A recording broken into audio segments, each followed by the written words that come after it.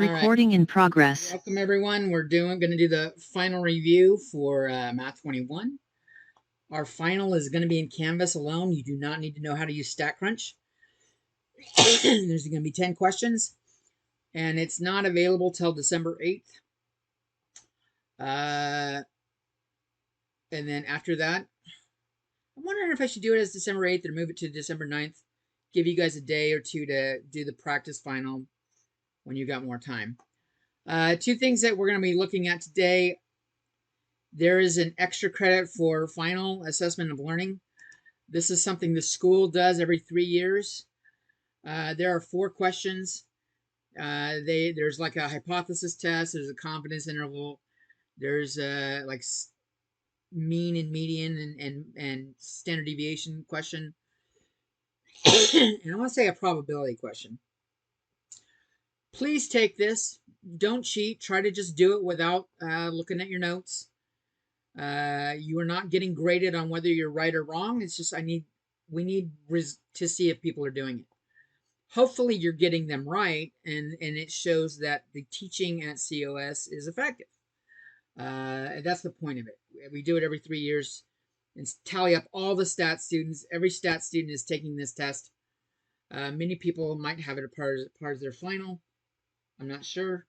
Mine is just going to be part of a little extra credit assignment to do.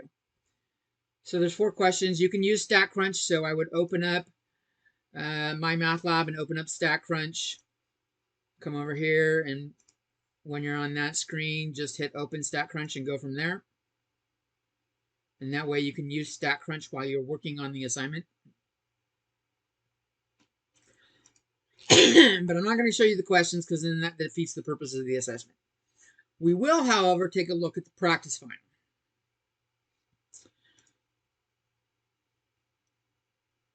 And I'm leaving it up as available because it doesn't tell you whether you're right or wrong. They are like essay prompt areas. So the only way you're going to know if you're right or wrong is if you just come in, and if you're taking good notes today, you'll be able to compare to see if you get it right because the questions are the same for everyone for the practice final. But it doesn't actually give you a review. I have to actually go through and manually grade them all. And I'm not doing it for the practice final because that's going to take a lot of time and it's practice. So, on the test, you'll have 2 hours. There are 10 questions. 2 of them are confidence interval tests, and 8 of them are hypothesis tests. So, for the confidence interval test,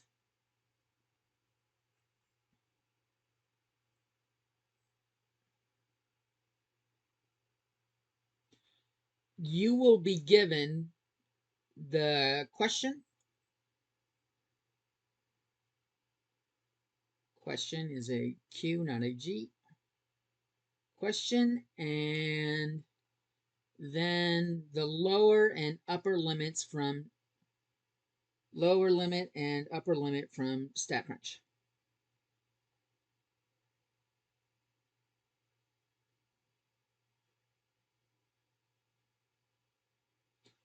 All of that will be provided to you. The answer from StatCrunch provided.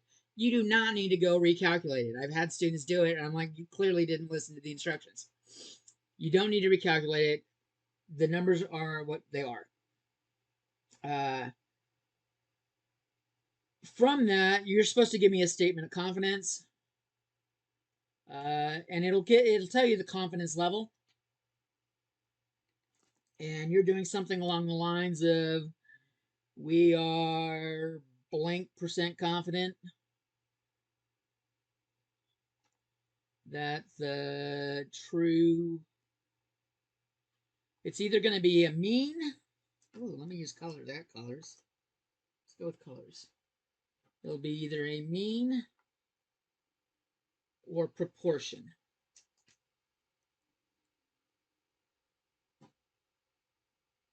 There's one of each, so that's worth noting.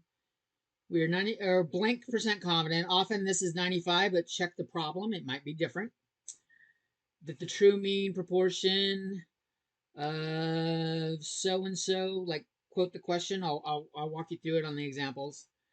Is between blank and blank. whatever they are. On the mean, you actually have units. So whatever the units are, put the units. And on the proportion, you have options. You can do the decimal version, or you can convert it to percentage if you like, for either. And we'll walk through an example of that, or on both. We'll do them. We're going to do all 10 questions.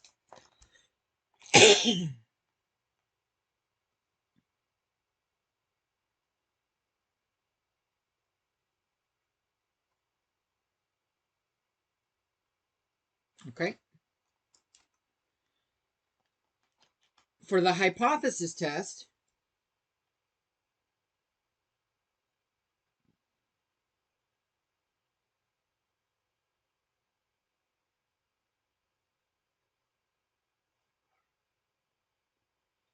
you are given the problem, the test stat,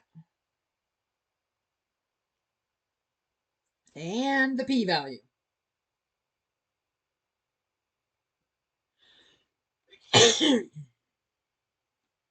Your mission, should you choose to accept it and pass this class, your mission is to do the 5 steps of the hypothesis test.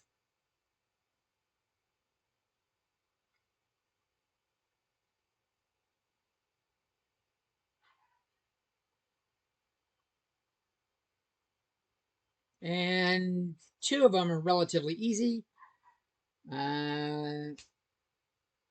You are given steps 2 and 3 because you have the test stat and the problem gives you the alpha. So you already got those. So you need to do step 1, which is tell me what H naught and HA is. And then step 4 and 5 are, well, 4 is make a decision, support HA or don't support HA.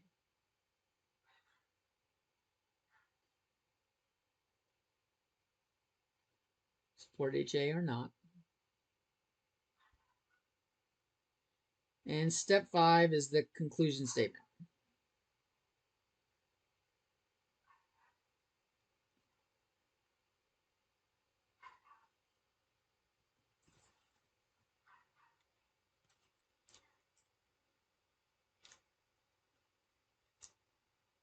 So almost half of those are already answered.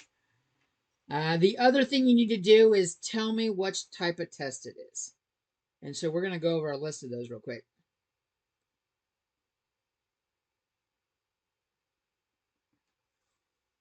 Because if you're smart, you'll have a list written down. And I'll tell you right now, we have 8 hypothesis tests on the final. We have done 8 different types of hypothesis tests in this class. That is not a coincidence. The final has 1 hypothesis test from each group.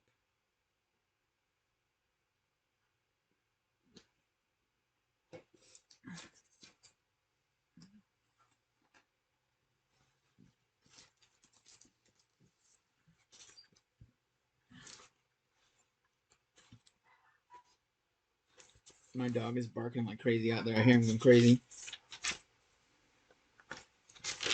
Give you a second to write that down.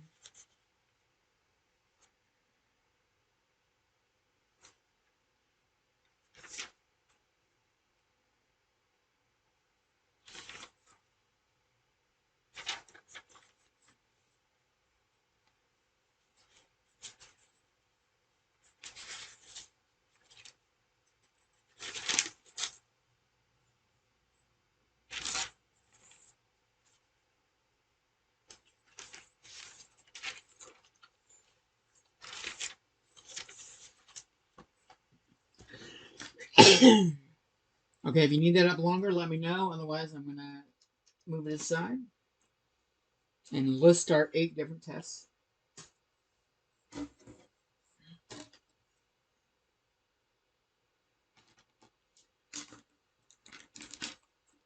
So for hypothesis test choices,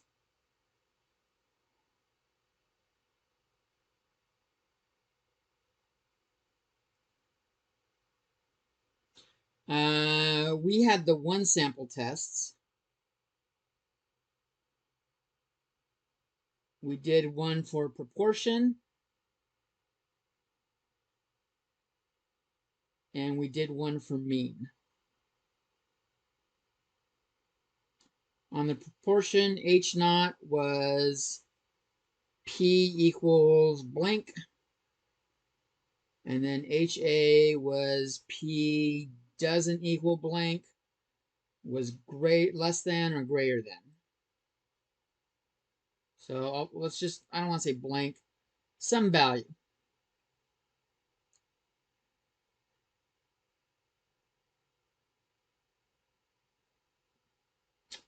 On the mean, H naught was almost identical. We just changed the symbol from P to mu.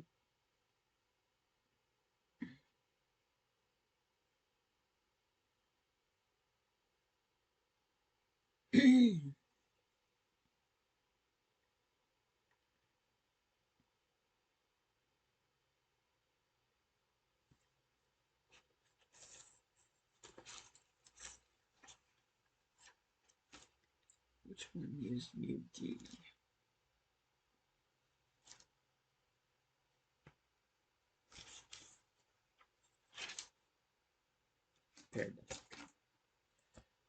Then we had our two sample tests. This is where we were comparing two different groups usually.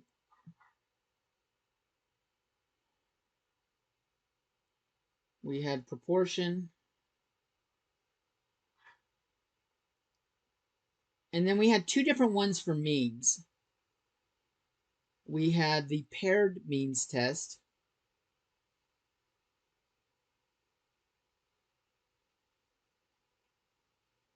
And then the independent means test.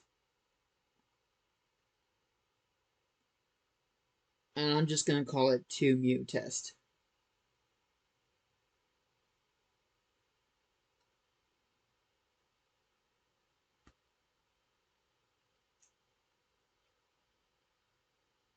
For these, they're very similar. H naught was P1 minus P2 equals blank, usually 0, but it didn't have to be. And then HA was the same thing, P1 minus P2, and then the not equal to, less than, or greater than choices.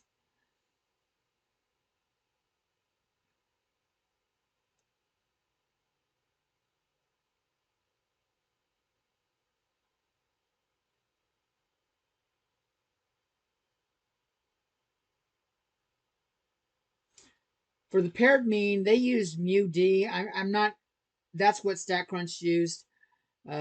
You're still doing mu1 minus mu2. So you can say either mu D or mu1 minus mu2 equals 0, or whatever the value is. HA is the same stuff. In fact, for paired means and the paired means test and the two mean test, you can use, they're both set up the same. H naught is the top one. HA is mu1 minus mu2 is less than, greater than, or not equal to that same value. So the only difference between those tests is telling me what the name is, identifying which test it is, because it does change the outcome.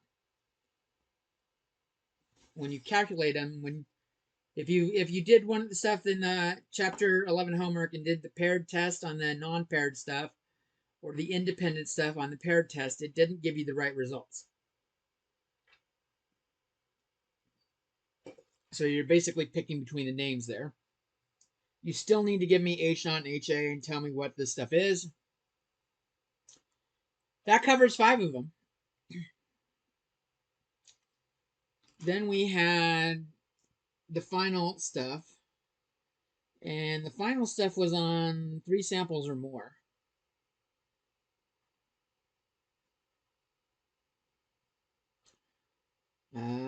We had the goodness of fit test.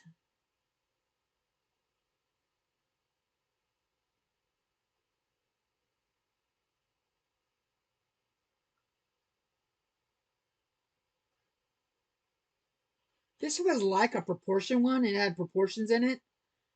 This was like the M&Ms. Did the colors match the proportion of M&Ms or not? This H naught was observed matched expected values.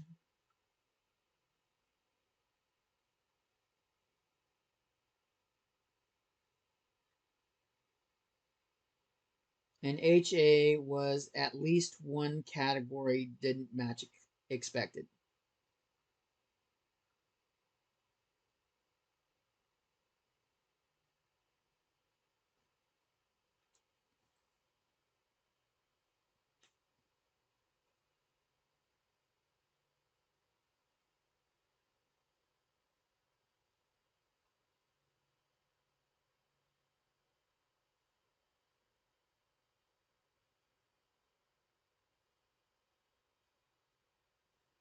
The next one we had was the chi-square test for independence. Look good, not overlap the letters.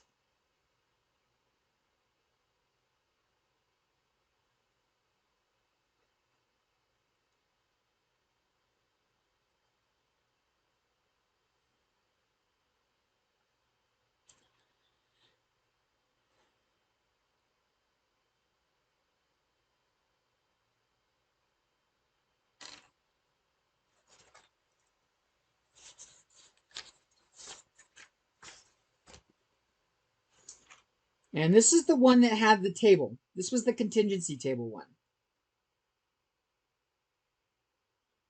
So if you see a table, it might be the chi-square test. If you don't see a table, it's not the chi-square test. It was a contingency table one. This one, the H naught was rows and columns are independent.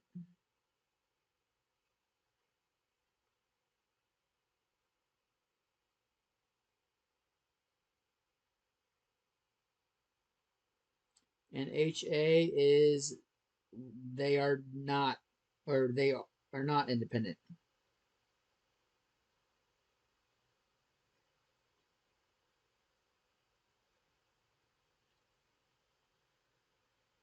Which means there is a relationship between rows and columns.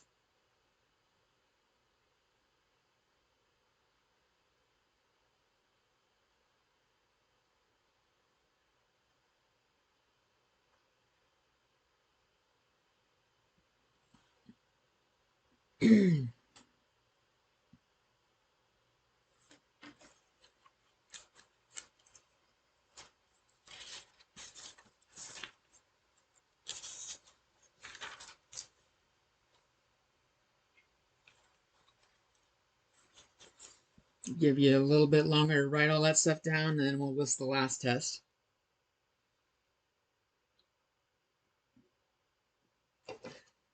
And walk through the examples.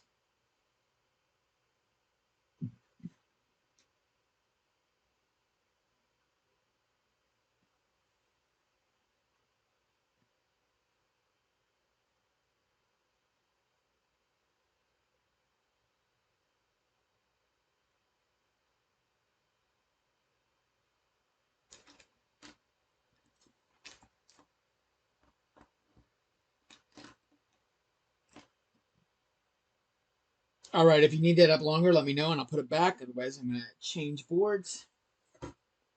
Got one more column category to do. And then we'll start. The final setup was the ANOVA, analysis of variance.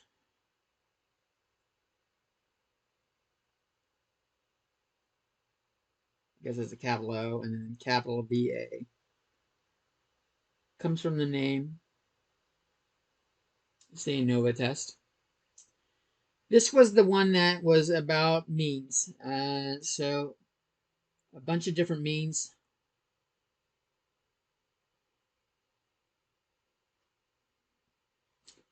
H naught was mu1 equals mu2 equals mu3 equal blah blah blah mu k, where all the means are equal.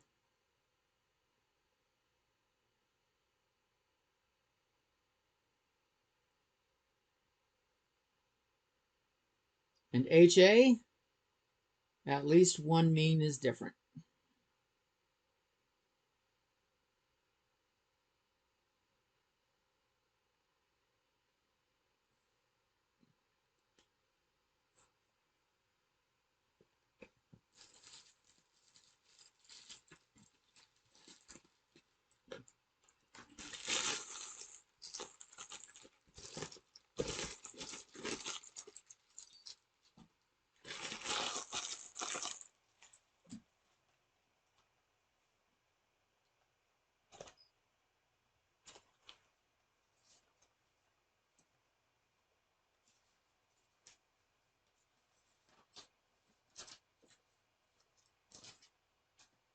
All right.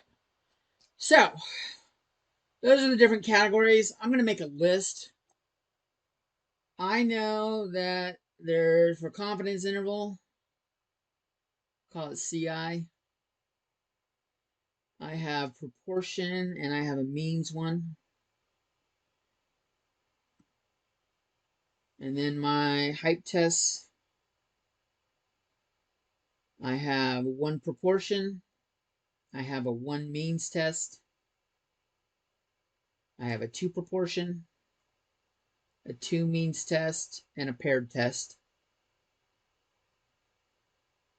Paired means. We had goodness of fit. I'll abbreviate as GOF. We had our chi-square test. And we have a NOVA. As I go through the exam, I'm going to check them off as I do them. I should have them all checked off and know which one each one is when I'm done.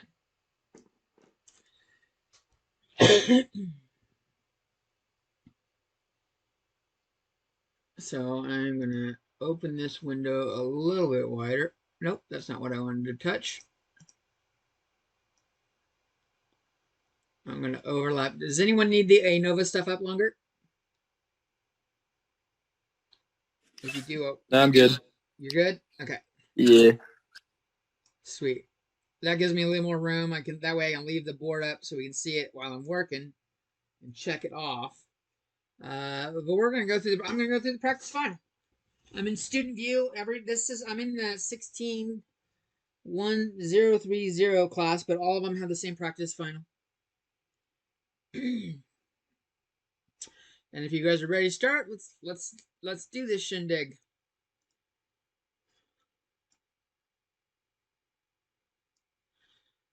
So, question 1. Out of 2013 American adults, 1,590 indicate that the lack of respect and courtesy in American society is a serious problem. Give me a statement of confidence at the 90% level if these are the lower and upper bounds. So I know it's a confidence interval test.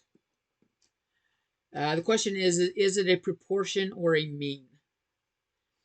The values, when the values are below 1, they're like 0 point something. This is a strong indicator it's probably a proportion test. They didn't indicate any sort of mean in the problem. In fact, I could write this as a proportion, 1,590 over 2013. And so this is going to be a one proportion, or the proportion confidence interval. I'll check that off because I'm doing it now. Maybe I'll even make a note of which problem it was, so if I'm going back and looking over my stuff at the end, I can address it. So they gave me the confidence. Stop. Get that highlight. There we go. They gave me the statement of confidence level at 90%. So I'm just going to say, maybe I can change the font, make it a little bit easier for people to read. We are 90% confident because that's the value they used. That the true proportion of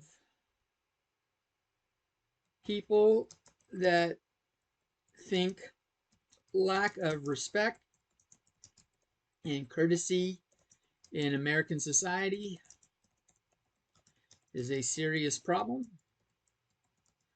is between 0.7749 and 0.8048. You'll kind of notice I almost basically copy and paste this into it. Lack of respect and courtesy, lack of respect and courtesy. The only other thing, the other way you might write this, you don't have to do it both ways, but you might write this as 77.49% and 80.48%. I think that makes more sense when you're reading it. I tend to write stuff as percentages when I'm doing proportions because, yeah, I can do the math and figure out what this says up here on this line right here, but I don't need to do the math if I've written it as a percentage. And so it's easier to read. But I will take either of them. And that's all you had to do on question 1.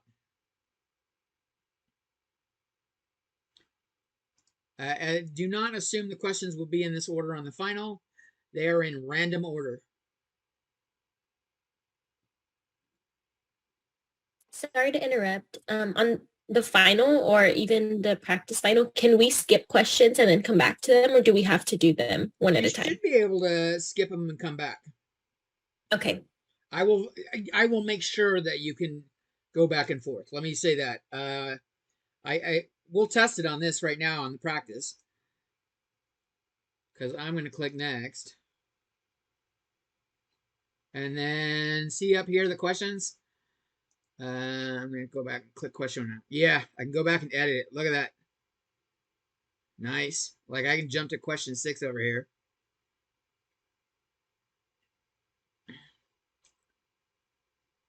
So that might be something you do. You might go through and do the list real quick.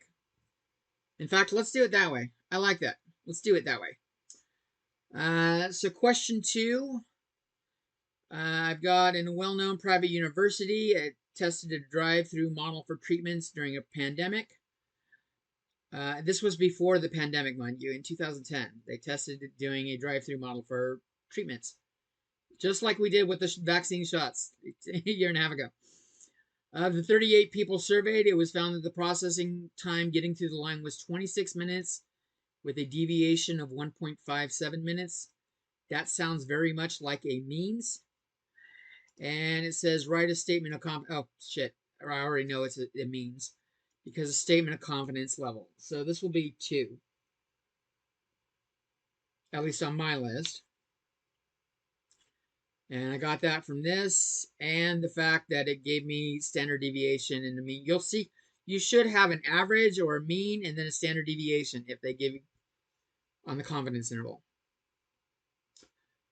Let's go up and look at the next one and just label them all. Make sure we know what everything is first. It's probably to save you time because some of them you might be like, I don't know.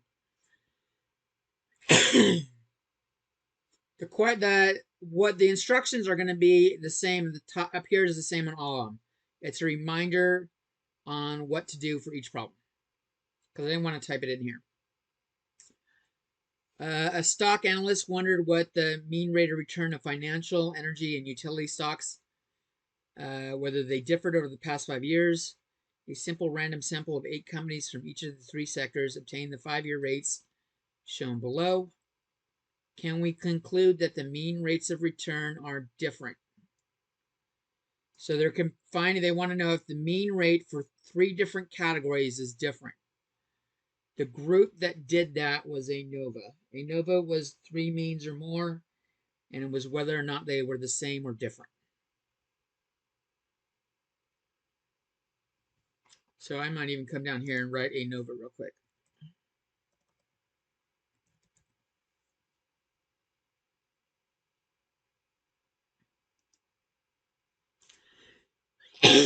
Question 4.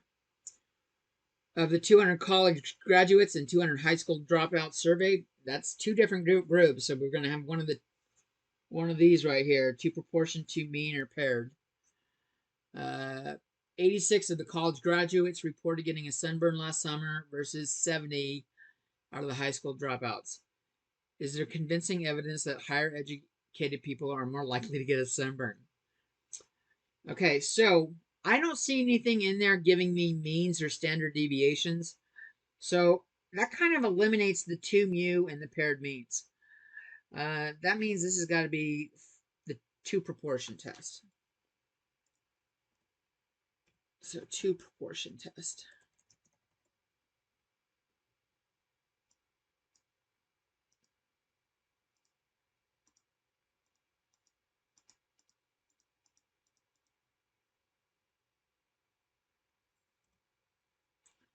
All right, I'll check the next one. Make sure we get them all labeled.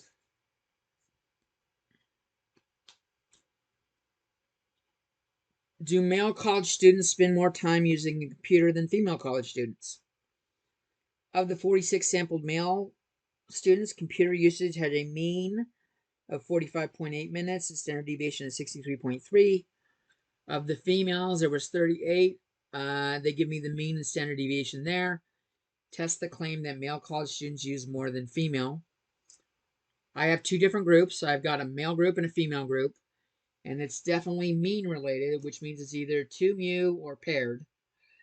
And the group sizes are uneven, so it can't be paired. I've got 46 and 38. It can't be paired. So this has got to be just the regular 2 mean test.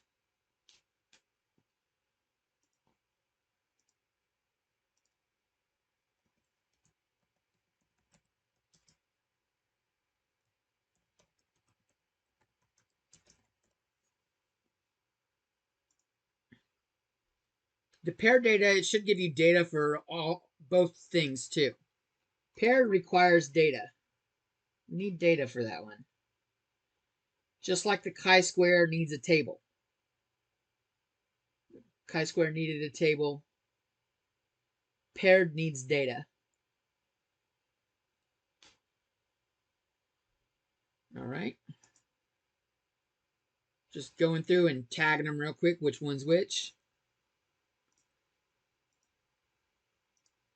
Out of 1,000 American adults surveyed, only 470 could name at least one justice who was serving on the U.S. Supreme Court.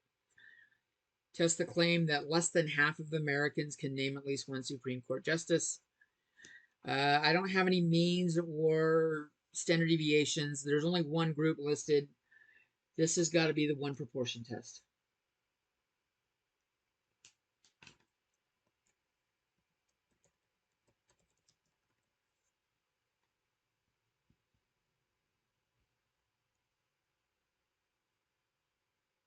Don't have very many categories left, which helps you when you're going through it, figuring out what's what. The following study classified students into 2 categories based on locus of control. A group for internal locus and one for external locus. Internal means they believe they're in control, and external means they think outside factors determine the outcome. They compared this with compulsive shopping behavior. Can researchers conclude that there is an association between locus of control and compulsive shopping behavior at the 0.01 level of significance? So yes is probably they were compulsive, and no is not compulsive. Locus of control is across the top. These are the column headers, and the compulsive shopping behaviors are the rows. This is a table. This is the chi-square test for independence. What are we on, 7? So this is comparing rows and columns. And I got that between, is there an association between locus of control and compulsive shopping behavior? Almost in every single time you'll be able to figure out something from the last sentence. So this is chi-square test for independence.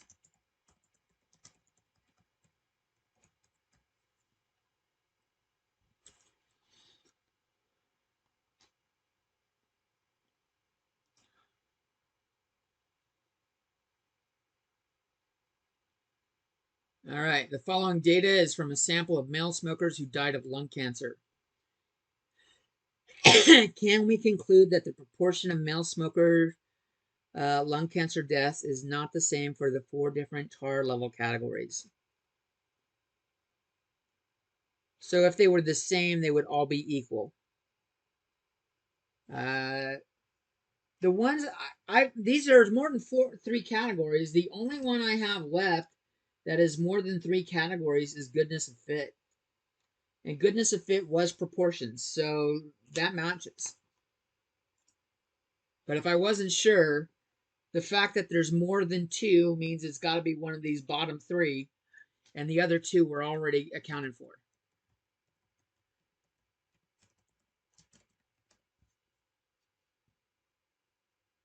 Now we're down to 1 mu or paired data.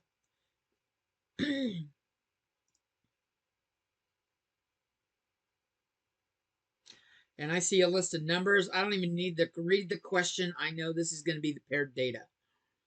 I've got a list of data and a before and an after. Let's verify it though. Can you improve your memory by taking chess lessons and playing chess daily? 12 students participated in a program that tests this theory. They took a memory test before and after a 9-month experiment with chess lessons and daily practice. So there is a dependency between the two there. It's not independent groups, and it has a before and after. This is definitely a paired test.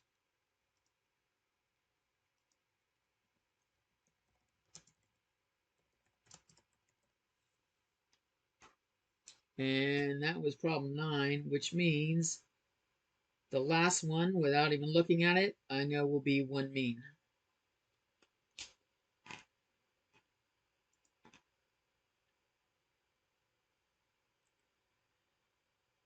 And let's see, an article says on average, people work 120 minutes or 2 hours during an 8-hour workday, or goof off at work for about 2 hours over the 8.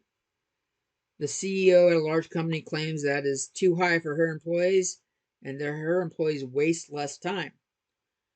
10 employees enter a survey anonymously about how much time they waste, and the sample mean and standard deviation is given. Test the claim at 0.1 level of significance. This is definitely a 1 means test.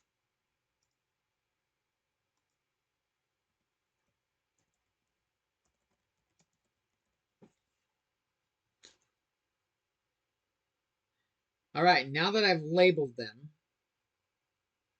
I don't need this anymore. So I'm going to maximize this screen. Give me a little bit more room. And I'm going to go back to the start, make sure I did everything. Question 1 was already finished. We did that one already. So I will go to question 2 and start going through the answers here.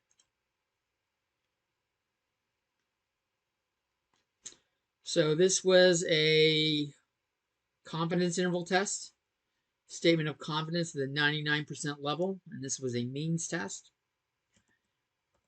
Let me make it big enough so everyone can see it. We are 99% confident that the true mean of, what was the question about?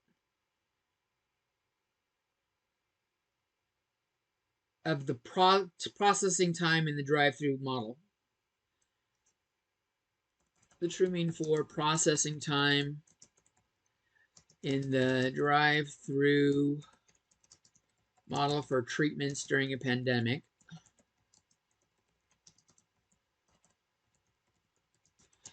is between 25.3084 and 26.6916. And up here it says 26 minutes and deviation is minutes. So these are in minutes.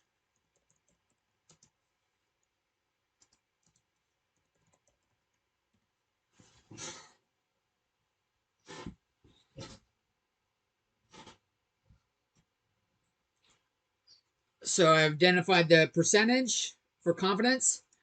I've identified that it is a mean that we're looking at. And I've said what the problem is about.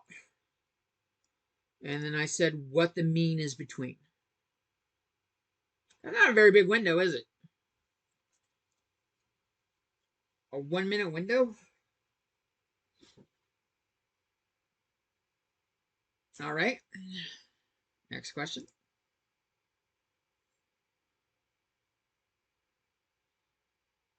So this was my ANOVA test.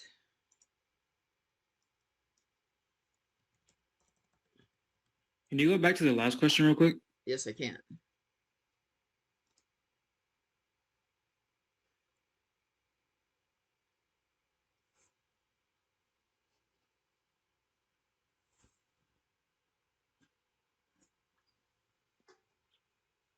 Okay, I'm fine. All right. Thank you. No problem.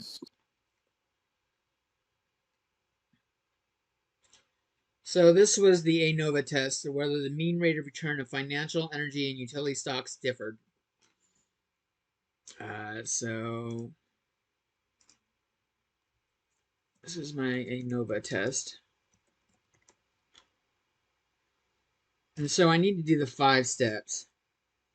The H naught is when the means for are all equal.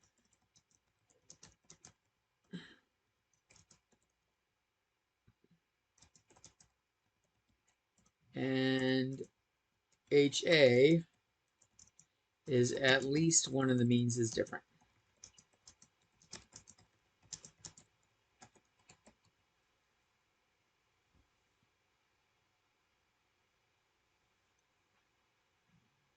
That's step 1. My test statistic is given. I gotta go find it. There it is. Test stat is 2.1210. Alpha is, it says 0.1.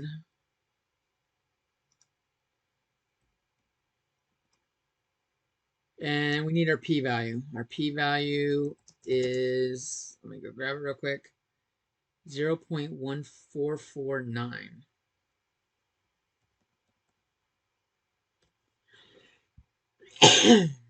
All right, we have all the information we need. Now we got to compare the p-value and alpha. The p-value is 0.1449. And then we've got 0.1 equals alpha. 0.1449 is greater than. So if the p-value is too low, we reject the HO. If the p-value is not too low, we do not reject the HO. Or do not reject H naught. Do not support HA.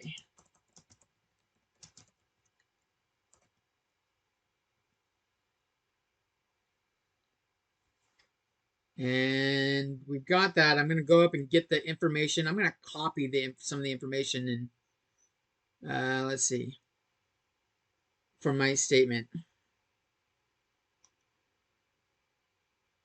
The mean rates of return, and it's a, oh, there we go. This has got more information.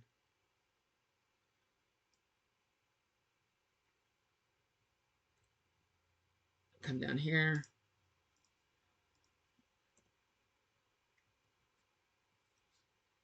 So we are not supporting HA.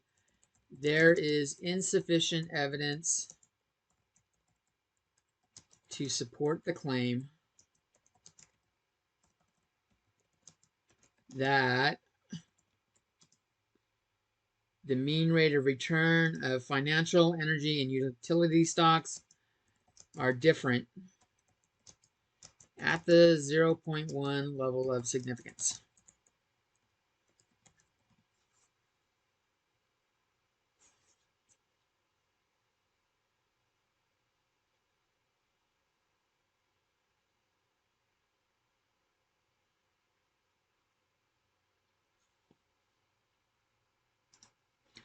So if the p-val's less than alpha, we reject H naught.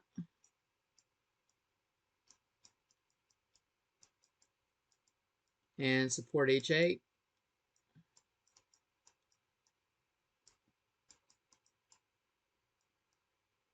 And if p-value is greater than alpha,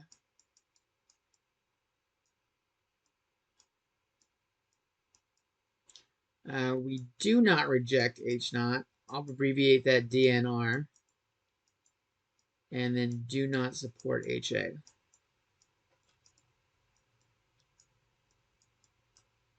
Hopefully I can close that. And oh, excellent. Leaves it up there. Awesome. I wrote that with a mouse, so forgive the shitty penmanship. But that's going to be true for any of the hypothesis tests. All right. Are you guys ready for the next one? Does anyone need the screen up longer? I'm good. All righty.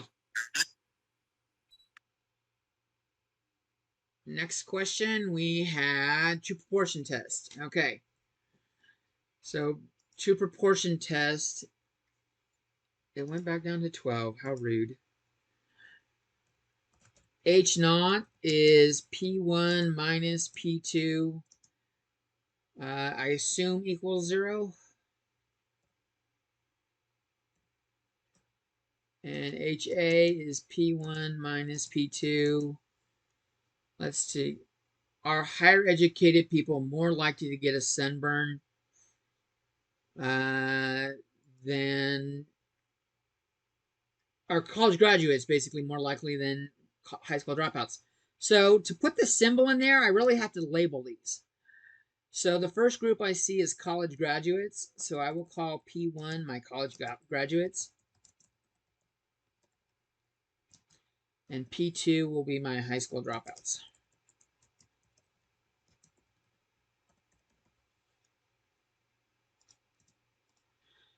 So the higher educated people are the college graduates. So P1 should be, are they more likely to? If they're more likely to, their proportion of sunburned people would be higher. So in this case, P1 would be greater than P2. And then when I move it over, I have it subtracted. This should give me a less than sign right here. I'm sorry, greater than sign, the same symbol.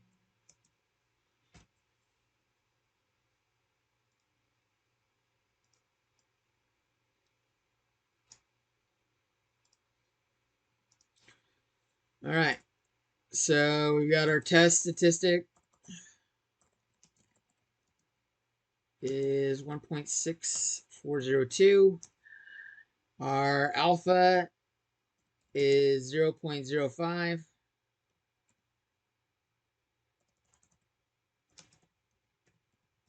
And our p-value is 0.0505. Look at that, sneaky. So here we need to compare our p-value, 0.0505. How does that compare to 0.05 for alpha? The first two decimal places match, but then p-value's got a smidgen more. The p-value is higher here, which means we are again in the do not reject H naught category.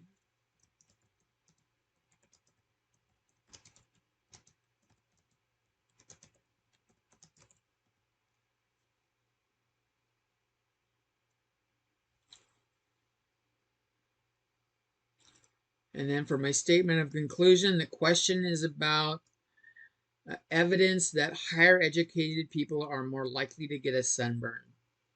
I'm going to go copy and paste it down here.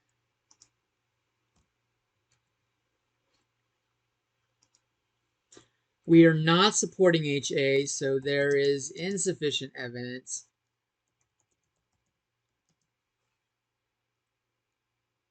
That higher educated people are more likely to get a sunburn at the 0.05 level of significance.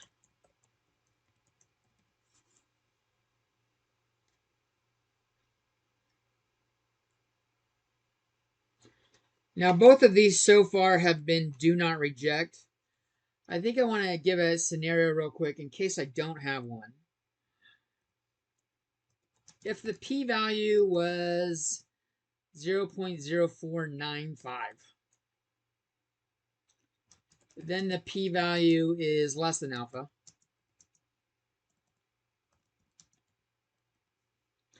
And we would reject H naught, and we would support HA. And the only difference in this sentence is that insufficient becomes sufficient.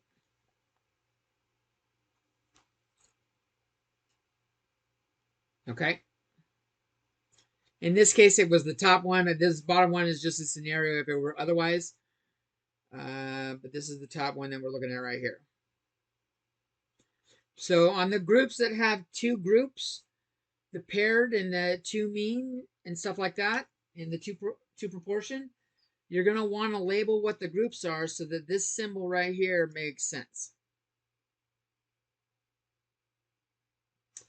And in this case, it's just the top one, but if you want to write down both, just so like what if scenario.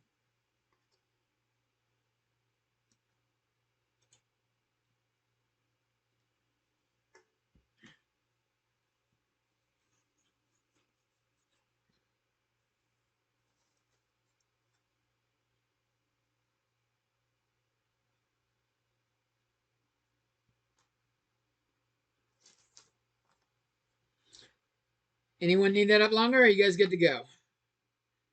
Well, tell me if you need it up longer. Otherwise, I'm going to click next, and I can always click back. Can you scroll up? Oh. Yep, I can. Why is it not going back? Go back.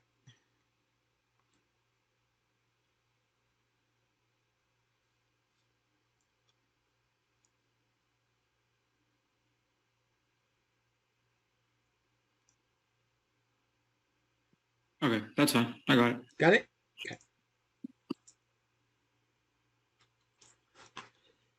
Okay. Okay, so 2 means unpaired test. And so for the, we need to label the groups. Let's see what the question is about. It's about males and females. So let's call group 1 males and group 2 males. And group 2 are the females.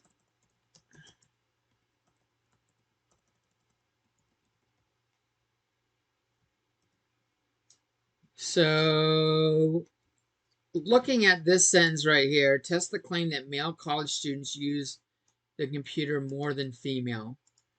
They're saying, is male greater than female in computer usage? So this is like, is group 1 greater than group 2?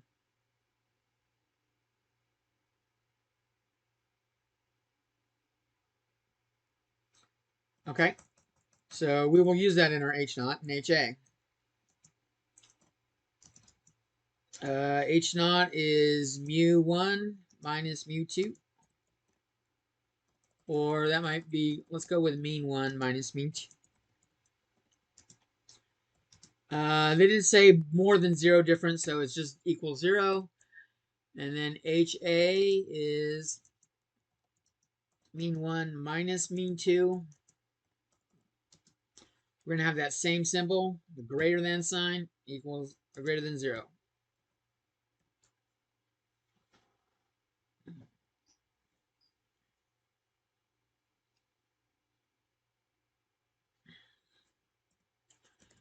My test stat is 0.4859. My alpha is given up above as 0.05. And my p-value is 0.3142. So we need to compare p-value and alpha. P-value of 0.3142 compared to 0.05 of alpha. P-value is much larger. So again, we do not reject H naught. do not support HA.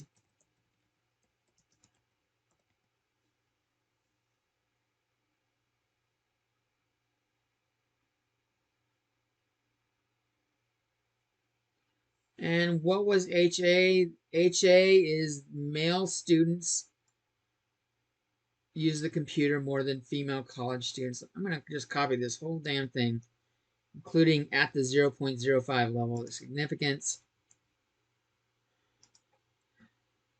Paste it down there. We're not supporting HA. HA is this statement, so we don't have enough evidence. There is not enough evidence to support the claim that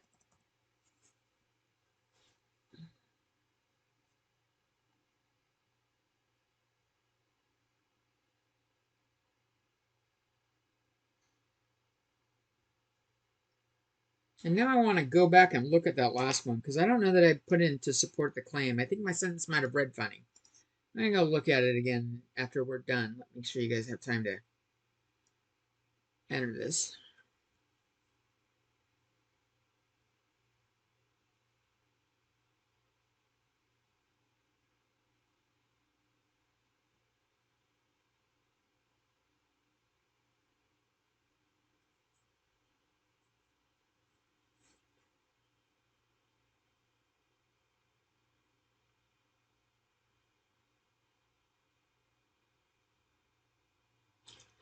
Notice you can save yourself some time by copying and pasting stuff. I could probably even save time by copying and pasting this, but it's so short that I haven't been.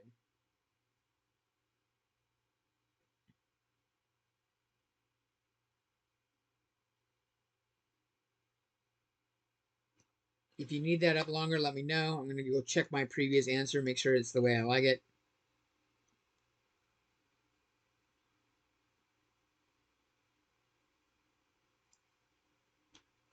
It isn't. We want to talk about the claim. There's insufficient evidence to support the claim. That's a little bit more specific. Sounds better.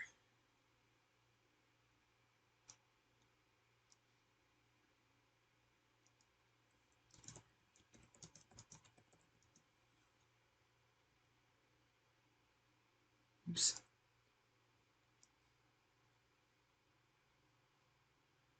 Because that's what we're doing. We're testing a claim. So we've got to say what we're doing, whether we're supporting it or not supporting it.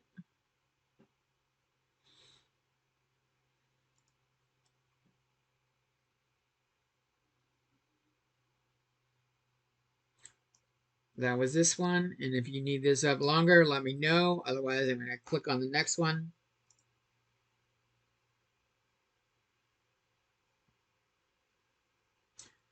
This is the one proportion test, which is fairly straightforward. H naught is P equals something. I need to figure out what, because they don't give me the proportion. So it says 470 out of 1,000. That's a proportion.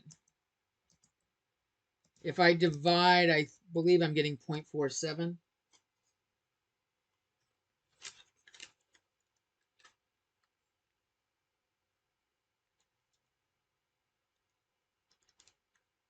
Yeah, 0.47. Oh, but that's not what matters right here. Because it says less than half. Test the claim that less than half of the American. So I'm going to just copy this in.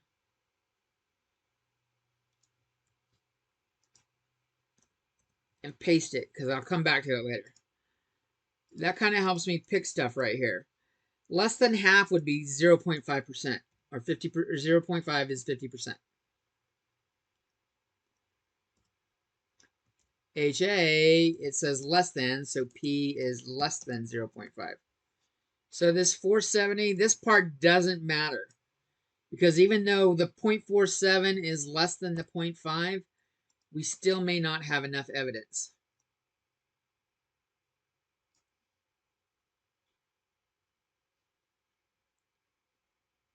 So I will speed this up this time. I'm going to come here and grab this, paste that there. And we've got alpha equals 0.01. This looks ridiculous with the bold.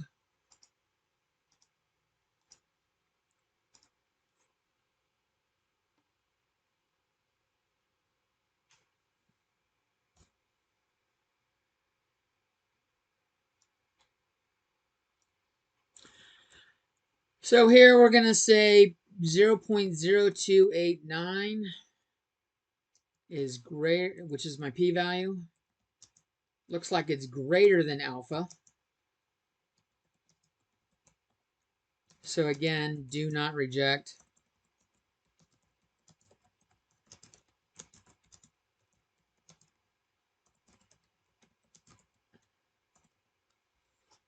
And so we will say there's insufficient evidence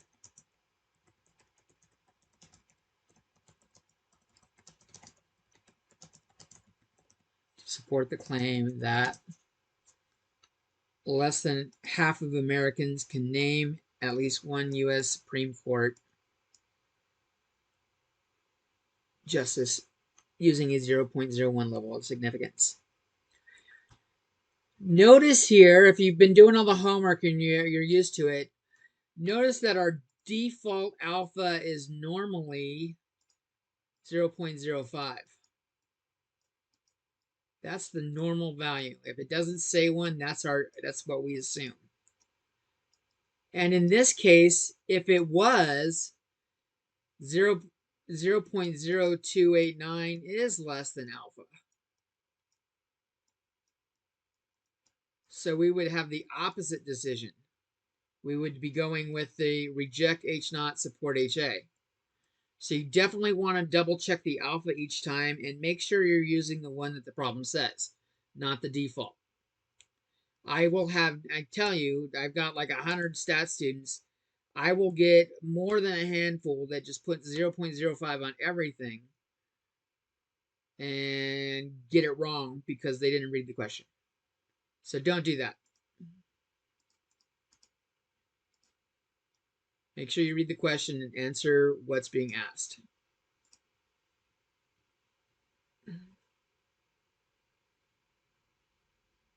I hope I have one on here that is. If you need that up longer, let me know, or I'll go. Or if you need it up longer, I'll go back to it. Let me know.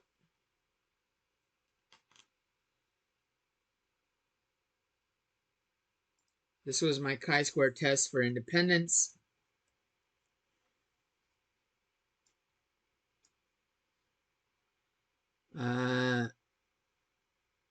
I'm going to come up here and copy all this down right now.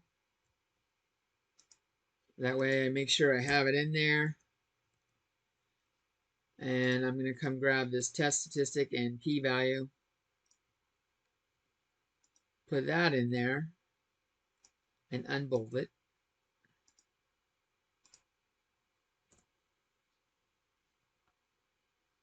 So the chi-square test for independence, H0 is rows are independent of columns.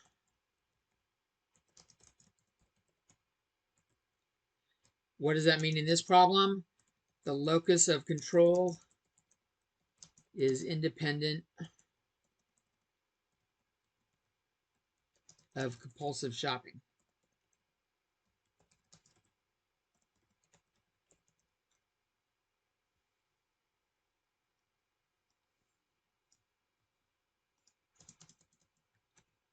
I'll put that up there. And my HA is that they are dependent. Locus of control and compulsive shopping are dependent or related, connected.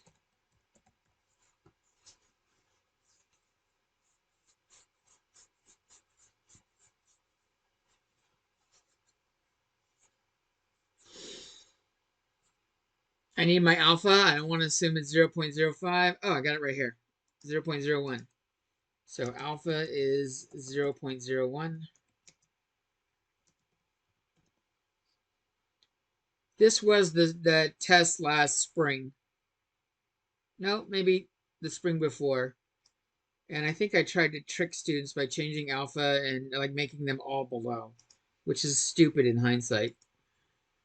Not trick students, just make sure they're not just copying and pasting and stuff like that. The questions change. You're going to have, it's not going to be the same types of questions. There shouldn't be an internal locus of control. Stuff like that. So we need to compare p-value and alpha. The p-value equal to 0.0201. That's greater than 0.01, which is alpha. So we are, p-value is not too low. We do not reject the HO. Do not reject H naught. Do not support HA. And that means that there is insufficient evidence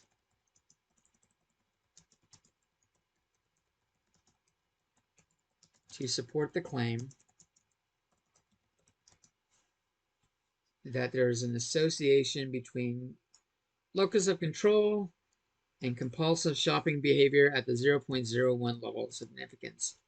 I think if I make this slightly smaller font, I can get it all on one screen. There we go. Come on, I'm bold. There we go.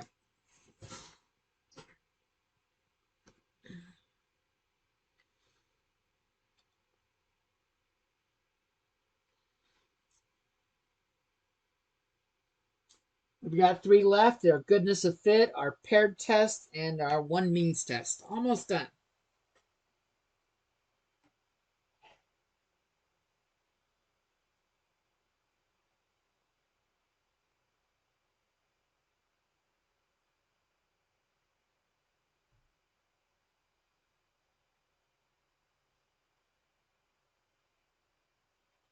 Okay, if you need this up longer, let me know, and I'll come back to it. Otherwise,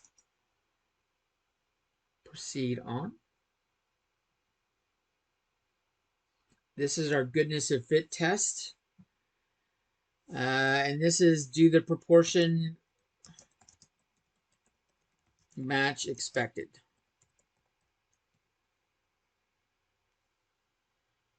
Here it says is not the same, which means they kind of want all the proportions to be the same. I see a low tar value and I see a really high tar value, or really high numbers, and then very high is back down low again. There's no way these are connected, or there's no way that these proportions match. I can see that looking at it already. They're just too far apart. But we're going to go through and do the test. H naught is the observed proportions. In this case, are the same.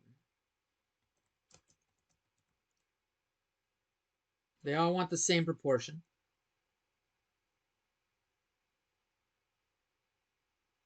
Which is the same as matching the expected.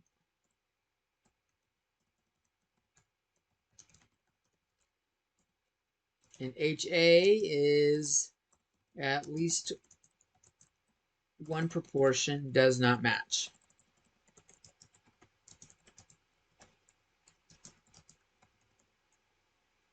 Does not match the rest, or in general, match the expected value.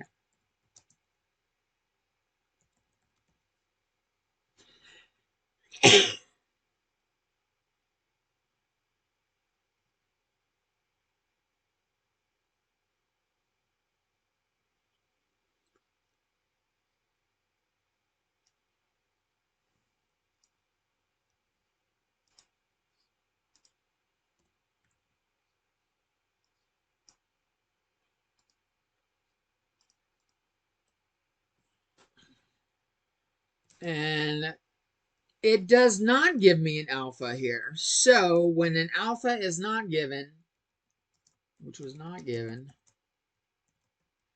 we set it equal to 0.05. That's the default setting.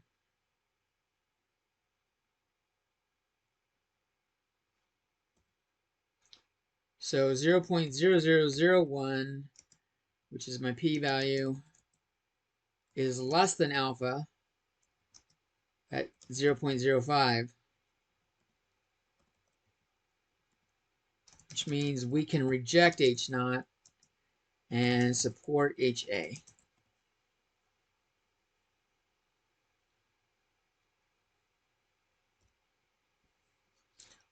And I'm going to come up here and, well, maybe I'll start typing it first.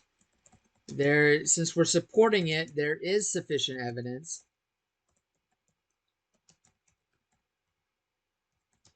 to support the claim. And I'll come copy the question and make sure it matches. The sentence makes sense. There is sufficient evidence to support the claim that the proportion of male smoker lung cancer deaths is not the same for the 4 different tar level categories. I'm going to throw in at the 0.05 level of significance.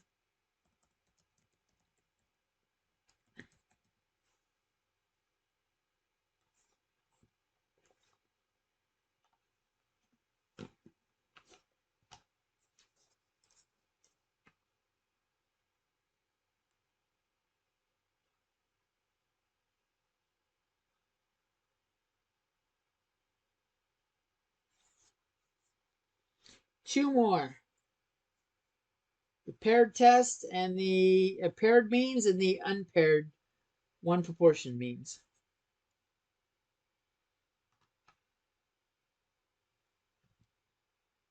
And if you need this a little longer, I'll come back to it.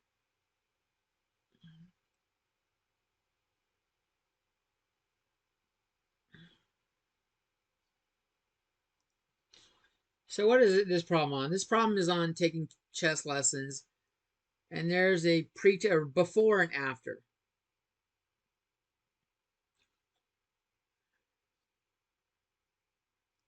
And the question is,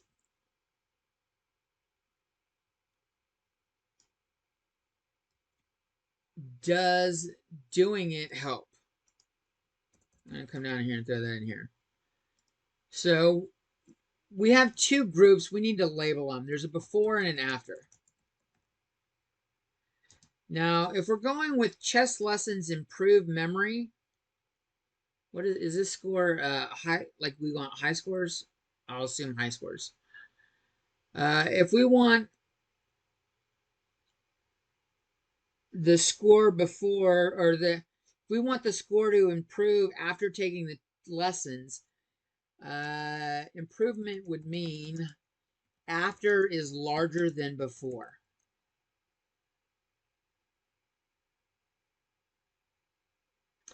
So since I hate using the less than sign because it's weird in my head to say after is less than before, I have issues with it.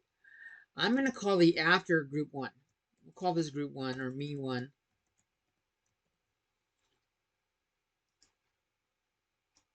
Well, it's group 1. Let's call it group 1. And before is group 2. So that when I do my H naught, my means 1 is minus means 2 is equal to 0. And then HA is means 1 minus means 2 is greater than 0. If you label them the other way, a lot of people want to say before first and then after is second. If you call before first and after second,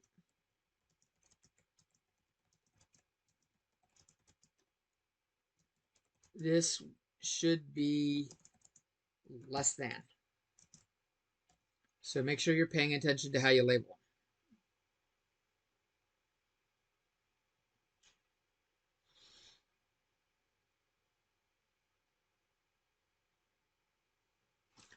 All right, I got the alpha down here. Come grab this.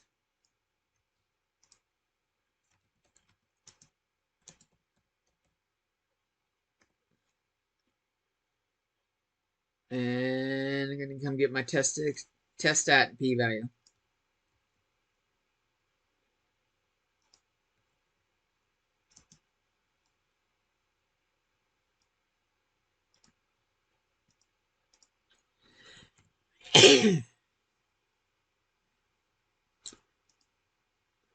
Okay, is p-value less than alpha?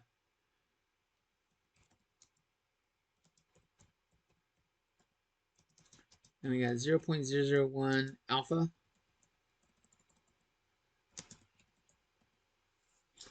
So the way I'm going to do it is, let's just look at decimal places. First decimal place matches. Second decimal places matches.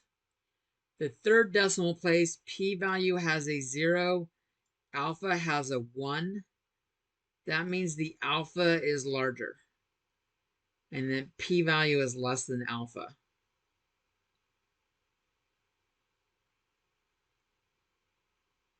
There's so many zeros there, I wanted to check it one at a time. Because if we're really checking, this ends up being 4, 0, 4 is less than 1, 0 kind of thing. I got the right symbol there. I'll get rid of that marking on it. Oh shit. 1, 2, 3. Alpha was bigger. Okay. So p-value is less than alpha. So p-value is too low. We reject the hoe, and we support HA. HA was chess lessons in practice are effective in improving memory.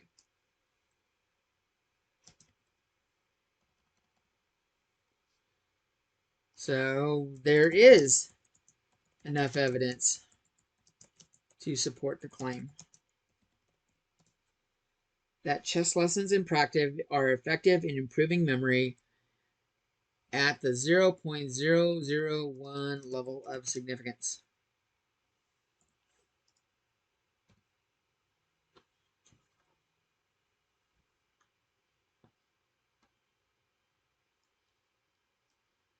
Maybe I'll make that a smaller font. That way we can see it all on one screen.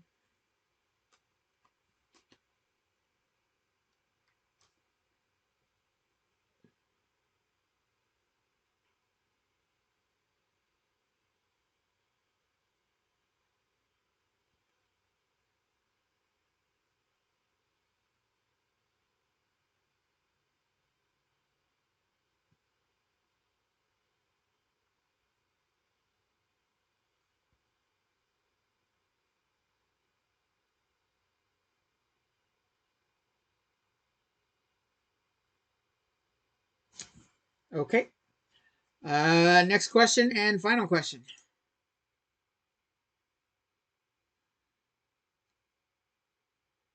The one means test. H naught is the mean equals what here?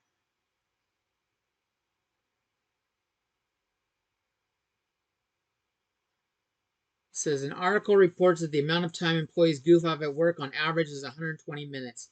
That's what we're comparing it to. And the sample mean is given in minutes also, not hours. So we're going to say 120 minutes. HA is the mean is the CEO thinks it's too high and that her employees waste less time. So she thinks their mean is lower than 120 minutes.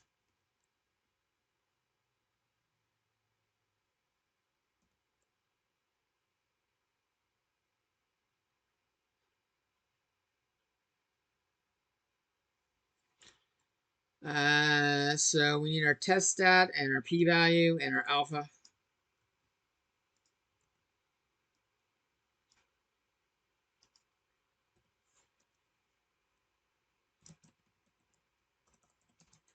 It says 0.1.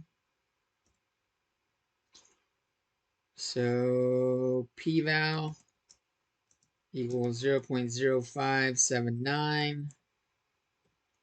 That is less than 0.1, which is alpha. So the p-val's too low. We reject the hoe, and we support HA.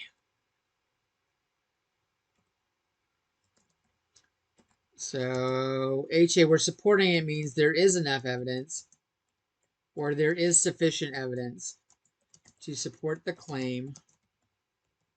And what was the claim? The CEO at the company claims that her employees waste less time. That the employees at the large company in question, whatever it is, waste less than 120 minutes daily at work at the 0.1 level of significance. This problem wasn't really set up well to copy and paste, so I just typed it out.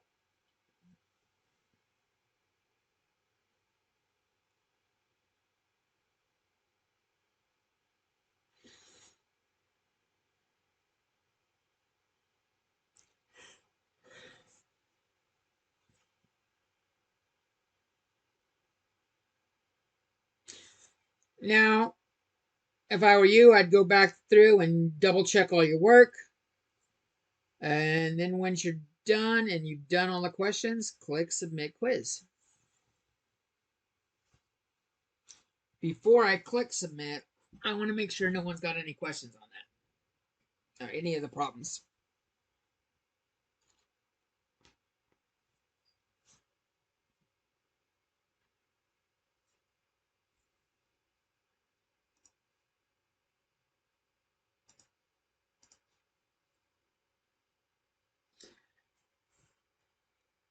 All right, I don't see any, so I will click Submit Quiz. That's the same thing you'll do. It will not tell you your score on the practice final, and no, I'm not going to go grade it for you. You have the means to check for yourself by going through the video, or if you've been taking good notes, checking your notes to see if you got the right answer. I suggest you don't look at the notes while you're doing the practice exam. See how well you do. I do strongly recommend that you have... I don't have it up anymore. Where's my... There it is. I do strongly recommend you make a list.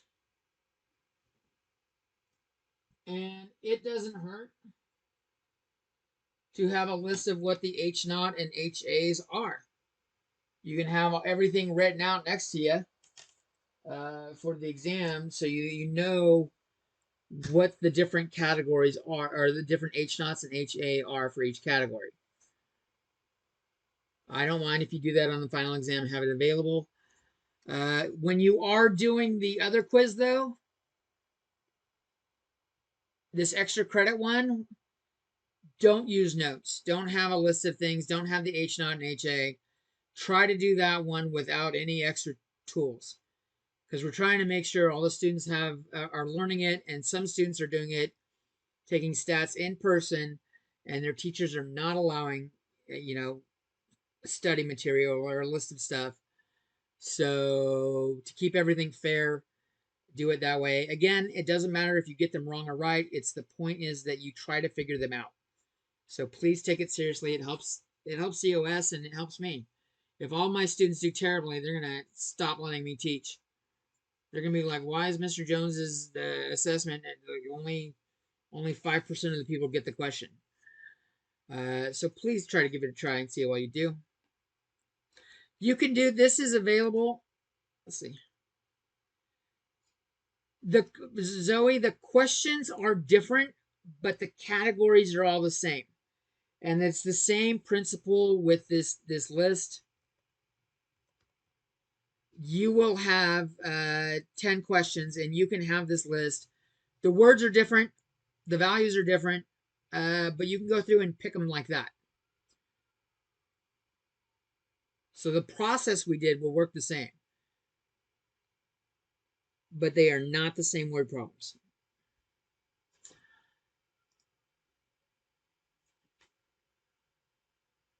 Other than that, I am done with that portion. If you have any extra questions, now's the time to ask. Other than that, session is over. But if you've got questions for your project that you've been working on and you got a question or anything else, fire away.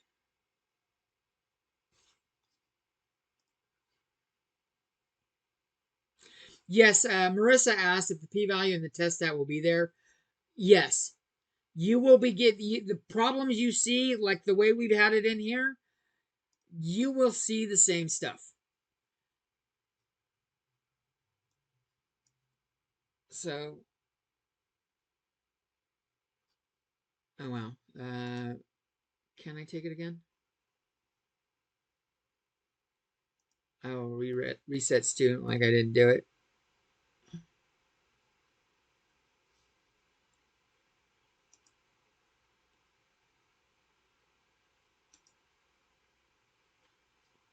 So when you're going through it, the questions are going to be different.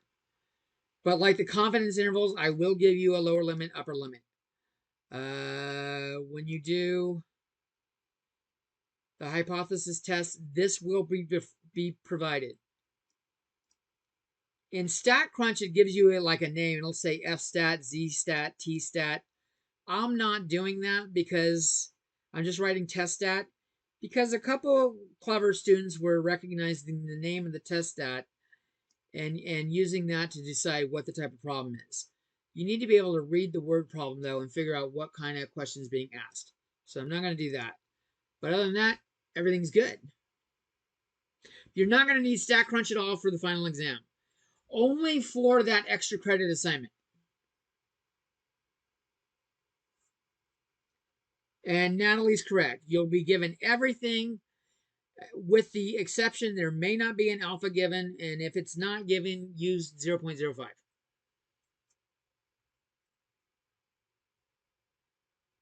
You will not need StatCrunch at all. And like I went through the whole process doing all these slideshows, not slideshows, doing all these took me like 45 minutes. And then I did 45 minutes on the final, and I was taking the time to explain and go slowly what I was doing. I think if I were going fast, I could get through this final in 10 minutes, maybe 15 minutes. Of course, I teach the subject and I'm more comfortable with it, but you guys can easily get through this in under an hour. The final will be available starting Wednesday at midnight, or Wednesday morning, 12:01 a.m. Everything else is due Tuesday night. Your homework is due Tuesday night.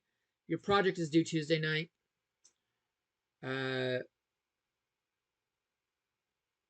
I need to make sure project assignment allows for submission. I have a question regarding kind of like grading. Yeah. So the practice final is not worth any points, correct? Correct. You do not have to do it.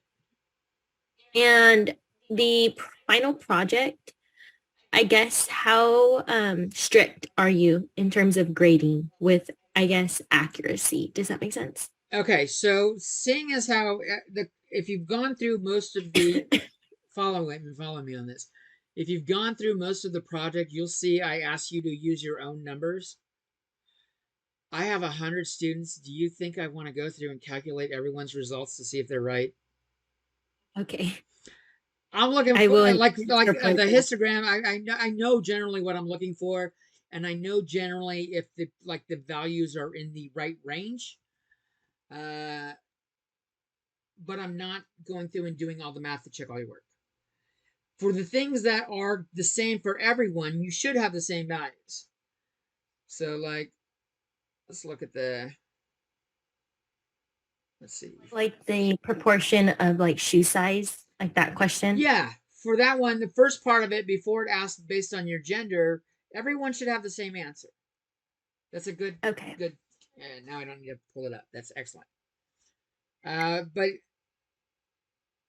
again, there are, if you're like close but not exactly spot on, like maybe you rounded wrong or didn't do very many decimal places, you should at least do 3 or 4 decimal places. But some student, like I gave leeway to delete a couple people's entries if it was confusing, like in the instructions on height. 5.1, if they had 5.1, is that 5 foot 10 inches, or did they mean 5 foot 1 inch? Some people, Yeah, so I noticed that a lot on some of the for example, for height, some people have entered like 5.01, which I highly doubt that somebody's going to measure a tenth or a twelfth of an inch. right. So when let's take a look at that data. When you're doing it, I tell you, it says it on, like, I think the first page. Go through the data. 5.9 is more than likely 5 foot 9 inches. So the easiest thing to do is to, if you haven't started, or if you have and didn't do this, you should do this and change your answers. We are going to sort this by height, and we're going to go through and enter values. So let's see. I want that keyboard, this room over here. So height, when it's 4 feet, that's 48 inches. 5 feet is 60 inches. 6 feet is 72 inches. And then the decimal place is extra inches. So 4 foot 11, 4.11. They are saying they are 4 feet tall, 11 inches, which would be 48 plus 11 is 59. So all the 4.11s, you're supposed to go through and change these to 59s. 5 foot tall is 60. And go through them all. 5.01 is 5 foot 1, not 1/100th of a foot or 1/12 of an inch. It is 1/12 of a foot. This would be 61. The one where you get a question with is the 5.1. The people that said 5.1, did they just read the question? Like, clearly they didn't read the question, because it says enter them in inches. So the question is, did they mean this is 5 foot 1 inch, or is this 5 foot 10 inches? And the computer just dropped the 0. I don't know. I really don't know. So you have the option of setting it equal to 5 foot. I would, if anything, I'm going to assume it's the 5 foot 10. And 5 foot 10 would be 60 plus 10 is 70. So I would change those to 70s. But if you're not comfortable with that, if you decide to delete these, this is a realistic thing in the real world. You come along and go, you know what? The data is bad. It's not good. I am going to delete these rows.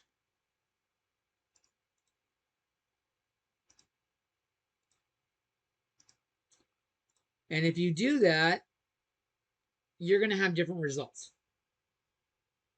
But there are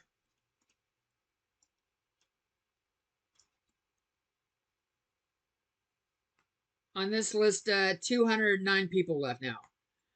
That means there was 213 because I deleted 4. It's not going to change proportion or means very much to have 4 people out of 200 taken out. So whatever, like if it was 0.036, it might be 0.035, or something really close. So I'll know when you're in the right area.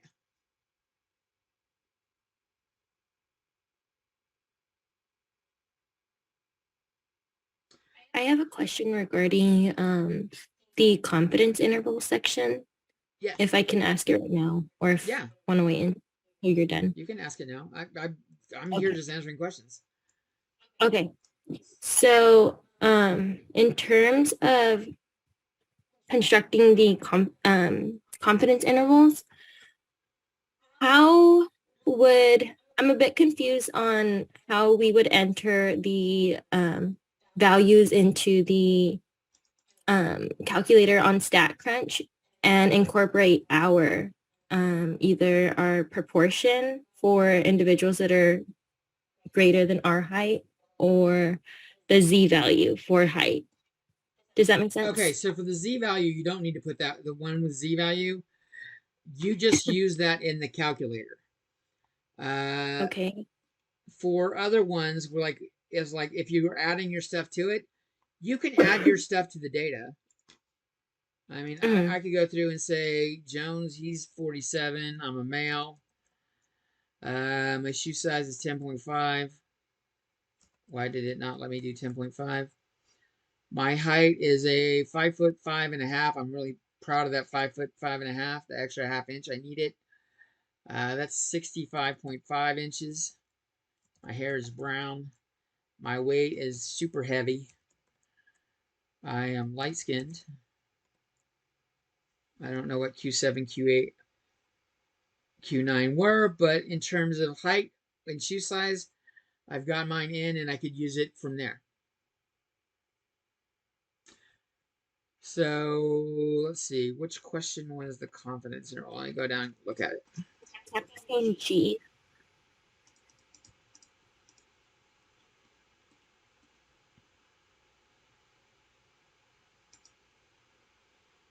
Okay. So the proportion of individuals that are older than me. I'm going to delete my entry and discuss what I would do for it. So I am going for a proportion test because it's the number of people that are bigger than me. It's one sample and it's with data.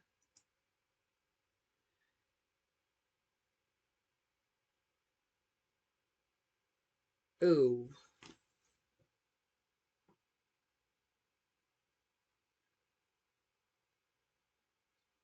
No, I need to do a summary.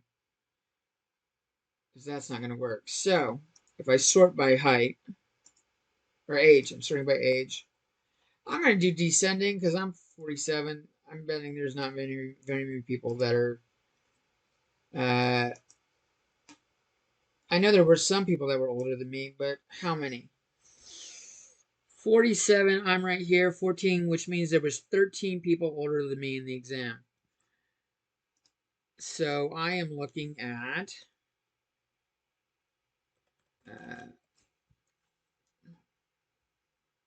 13 people were older. My list had 209.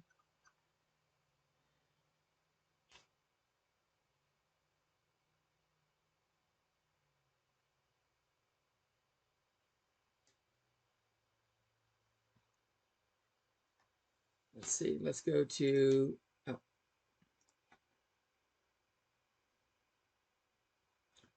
One cent.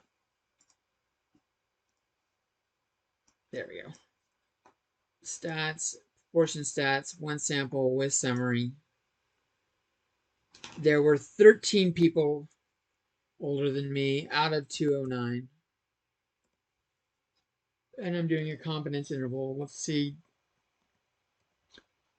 It was 95%. And I'd click compute. So that's how I would do it.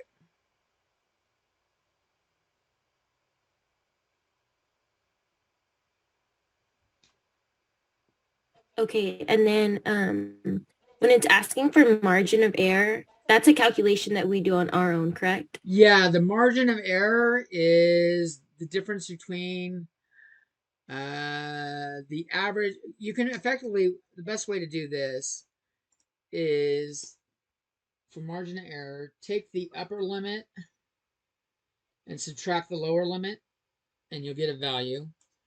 In this case, I'm going to do 0.0949. Oh, fuck it. Why not? I'll just do them all. Minus the 0.02945,721. Whatever I get there.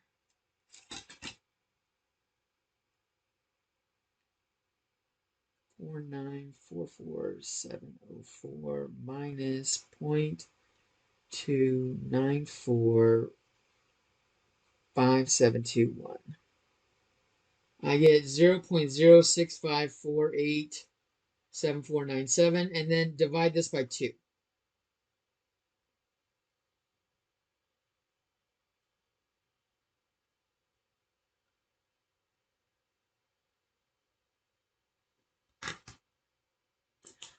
Another way to do it is to use, if you want to do less calculations, do the sample proportion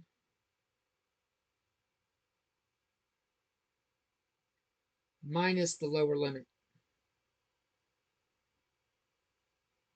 So in this case, I had 13 over 209.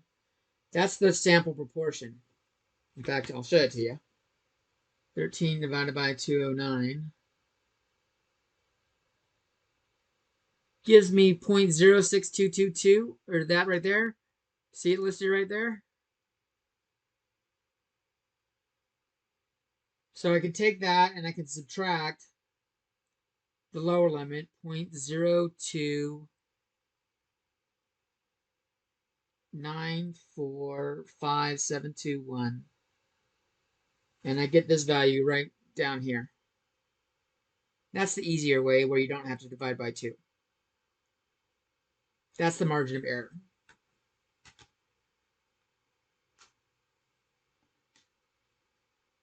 Okay, I have one last question. No problem. Sorry No, that's what for we're here being for. annoying. I want you to ask questions. Okay. So I want to verify that what I did for capstone E task 4 was correct. All right, I'll 'Cause let you have the screen. Share I away. thought the phrasing was a bit tricky for that question. Okay, let's see what you got.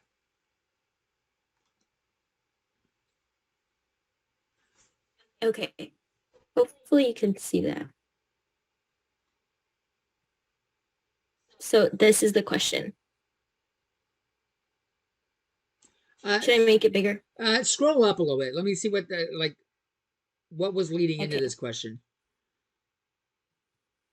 Um, Oh, at least one person older than you, and then calculate the probability at least 2 people are older than you. Okay, let me go back down and look at it. And you use the binomial calculator. mhm. What is that picture of? That's a This, yeah. Why is there? that's why I wanted to Oh make my sure gosh, because it's crazy looking. it looked funky to me because I don't know if I entered the values correctly into the binomial Oh, okay. calculator. So n was if it was asking about all 209 or 213, that would be the n. The p The would be 213? yeah. Okay. The p would be your sample proportion.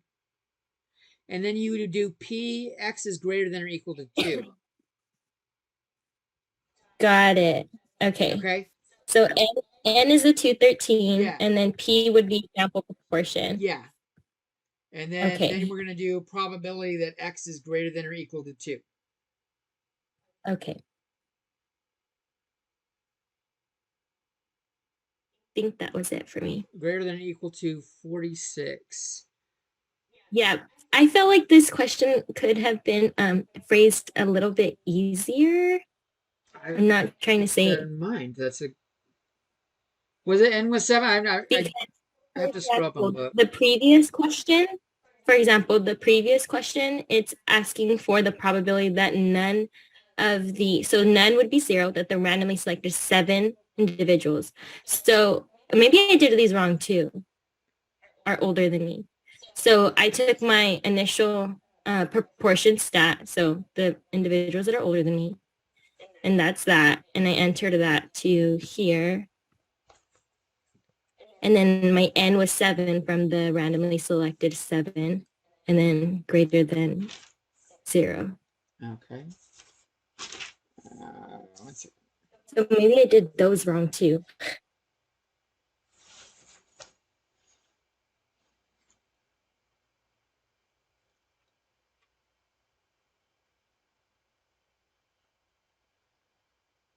None would be x equals 0.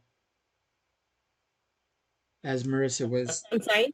For none, that none are older than you would be x equals 0. Okay. Let's see.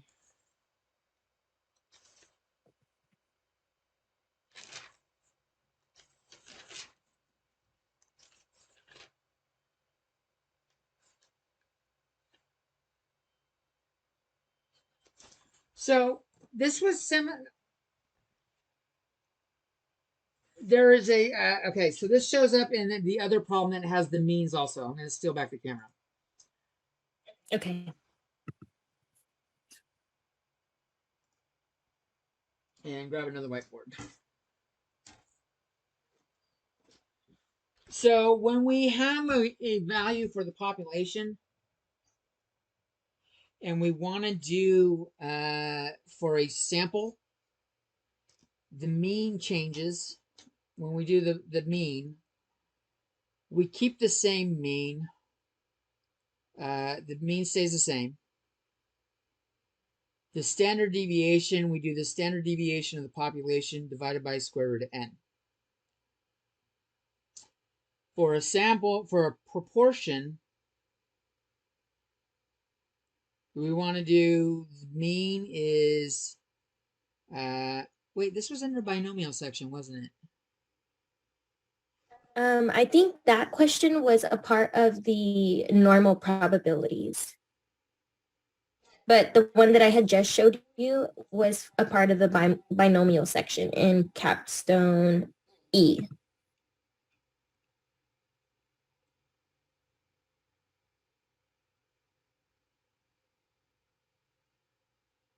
Oh, yeah. So for the proportion thing, that will work just fine. What you were doing with, you set n equal to 7, you put in the proportion of people, let's see, that are older than you. So so for me, if I were doing it, calculator, binomial, I had 13 over 209. What was that value?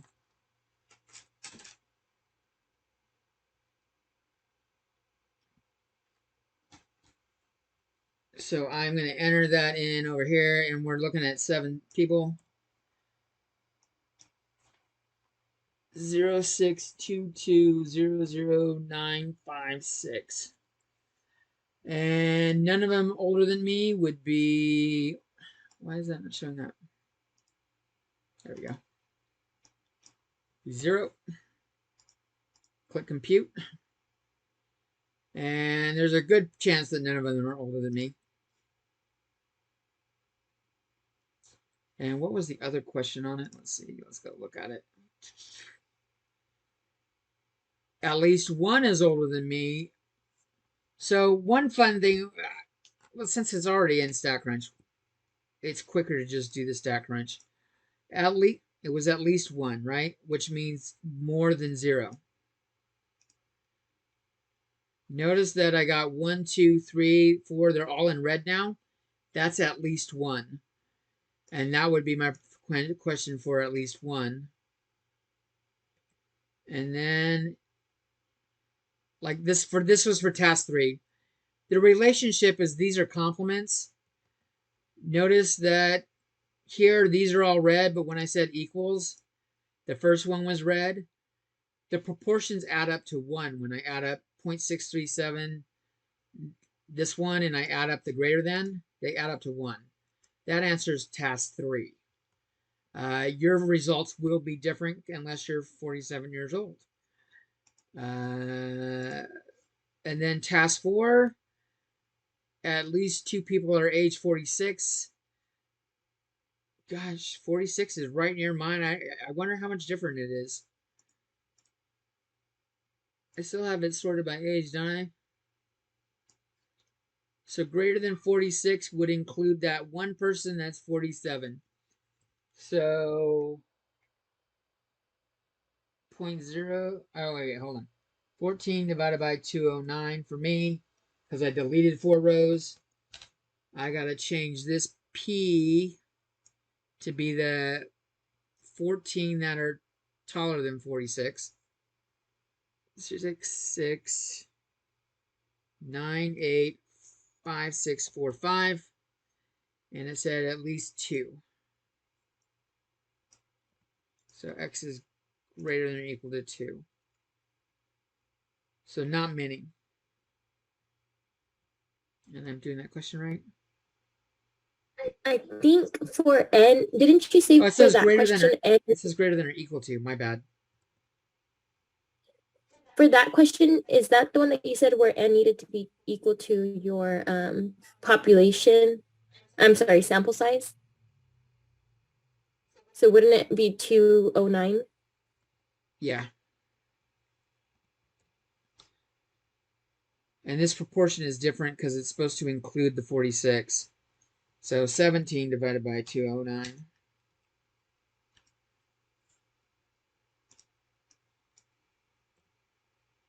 81339712.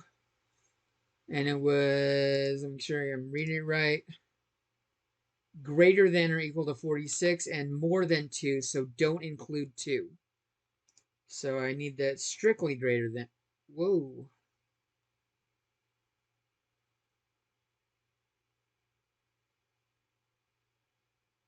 I think the question is worded poorly. I think that was supposed to be the 7.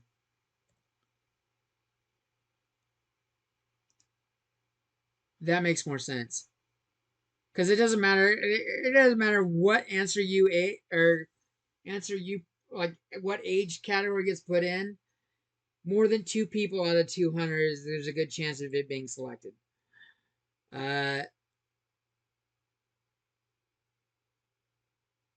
Yeah, the question's worded poorly. Let me make a note to send out an email about that. So this was Capstone E Task 4.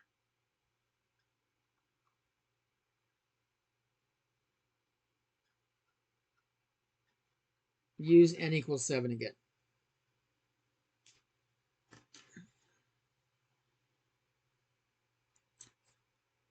So I will send out an email about, or an announcement about that. And I will make a note to change it if I use this again next semester. I'll be teaching in person, so I'd like to do stuff different in person. But I should fix it in case I have online classes again. All right. Any more questions? That's it for me. Thank you, Professor Jones. No problem. Anybody else? That sounded a little harsh. Anybody else?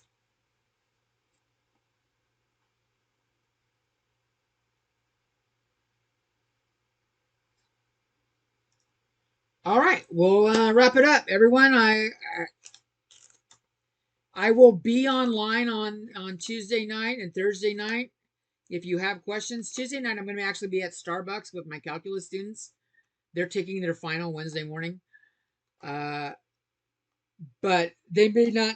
They generally don't ask a lot of questions, so I'll have my computer there at Starbucks and answer questions. If you got, I'll be in Zoom if you have questions on Tuesday night.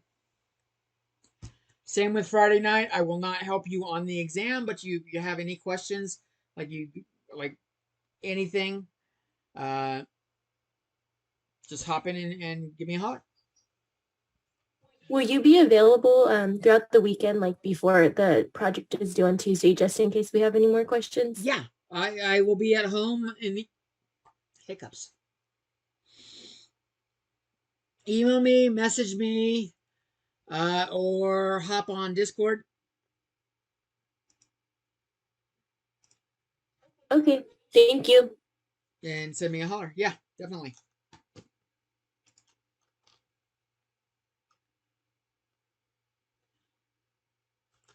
And if there's no other questions, that's it. Did you have any questions, Famalayo? Were you here though? You just hopped on, didn't you? We were a little bit late today. I'll have the video uploaded shortly.